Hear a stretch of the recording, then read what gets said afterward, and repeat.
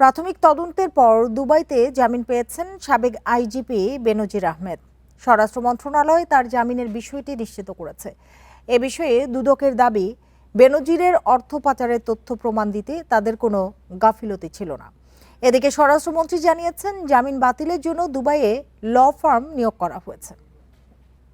এ নিয়ে আলোচনা করতে রাজধানীর মগবাজার থেকে আমাদের সাথে যোগ দিয়েছেন সুপ্রিম কোর্টের আইনজীবী রওশন আলী। জনাব রওশন আলী, আপনাকে স্বাগত জানাচ্ছি ইন্ডিপেন্ডেন্ট টেলিভিশনে। যেটি জানতে চাইবো আপনার কাছে, যে ইন্টারপোলের সহযোগিতা নিয়েও বেনজিরকে আটকে রাখা গেল না, তার ক্ষমতার উৎস কোথায়, কি মনে হয় আপনার কাছে? দেখুন, আমি কথাটা তার ক্ষমতার উৎস বলবো না, বরঞ্চ আমরা বলতে পারি সেটা আইনি কোনো জটিলতা আছে কিনা। কারণ আমরা যেই দেশে তাকে গ্রেফতার করা হয়েছে সেই দেশের সাথে আমাদের বাংলাদেশের যে বাইলেটারাল যে চুক্তি রয়েছে কিনা, সেখানে আমাদের সেই দেশের মামলাগুলায় যে সকল আসামি গ্রেফতার হবে তাদেরকে বাংলাদেশে ফেরত আনার জন্য যে সকল প্রক্রিয়া রয়েছে, সেই প্রক্রিয়ায় আমরা যথাযথভাবে স্টেপ নিতে পেরেছি কিনা, আমাদের দুর্বলতাকে কাজে লাগিয়ে সেখানে তারা জামিন পেল কিনা, প্রশ্ন হচ্ছে সেটা। সেই দেশে যদি ক্ষমতা খাটিয়ে কিছু করা যায়, আমার মনে হয় না এটা সঠিক হবে বা সুন্দর আলোচনা হবে। বরঞ্চ আমাদের দেখতে হবে আমাদের বাংলাদেশে বেনজির আহমেদের বিরুদ্ধে যে সকল মামলা হয়েছে সেই সকল মামলায় আমরা রায় পর্যন্ত যে সেই রায় সে দেশে সাবমিট করতে পেরেছি কিনা, অথবা আমাদের এখানে যে সকল মামলা হয়েছে সেই সকল মামলার বর্তমান অবস্থা দেখিয়ে আমরা তার গ্রেফতার করানো হয়েছে কিনা, এই জায়গায় আমাদের কোনো লুপহোল আছে কিনা, সেই জায়গায় আমাদেরকে কাজ করতে হবে। এবং যেহেতু আমাদের হাতে সেই নথি নাই, বেনজির আহমেদ কিভাবে জামিন পেয়েছেন, কোন গ্রাউন্ডে জামিন পেয়েছেন, কিভাবে জামিন পেয়েছেন, সেটা আমাদেরকে খতিয়ে না দেখা পর্যন্ত একটা মন্তব্য করা সঠিক হবে না। আপনি আইনি জটিলতা আছে কিনা সেটির কথা বলছিলেন, একটু জানতে চাই, দুদক বা রাষ্ট্রের পদক্ষেপে কোনো ভুল ছিল কি?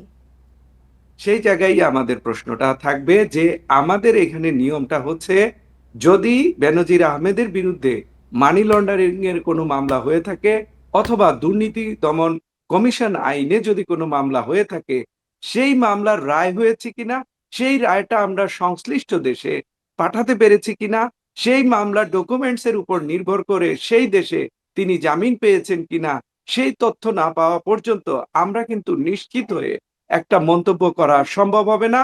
যেহেতু এটা একটা আন্তর্জাতিক বিষয় এখানে জড়িত রয়েছে, বাংলাদেশের মানি লন্ডারিং আইন এবং বিদেশ থেকে যে সকল আসামি গ্রেফতার হবে তাদেরকে কি প্রক্রিয়া আমরা ফিরিয়ে আনবো, আমরা জানি শুধু এই ইস্যুটা না। যদি আমরা বেনজির আহমেদের এই মামলায় এটাকে সুরাহা করতে পারি, অথবা যেটা এখন উদ্যোগ নেওয়া হচ্ছে যে যথাযথ ল ফার্ম সেখানে নিয়োগ দেওয়া হবে, তখন কিন্তু ল ফার্ম সেখানে কাজ করবে, যথাযথ পদক্ষেপ নেওয়ার চেষ্টা করবে।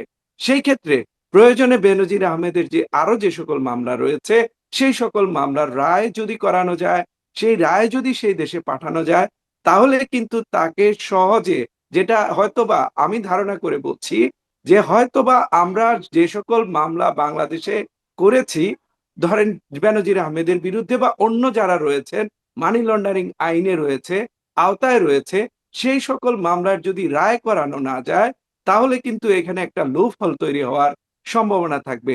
হয়তোবা এরকম কোনো আইনি গ্রাউন্ডস এর উপরে বেনজির আহমেদ বেল পেয়েছেন, সেখানে কিন্তু তার দৌরাত্ম্য বা অন্য ধরনের ক্ষমতা প্রয়োগ সেই জায়গা আমার মনে হয় না সেটা করা সম্ভব হয়েছে। জি, আরেকটি বিষয় একটু জানতে চাই, যে এখনো কি বেনজিরকে দেশে ফিরিয়ে আনা সম্ভব, নাকি তিনি অন্য কোনো দেশেও চলে যেতে পারেন?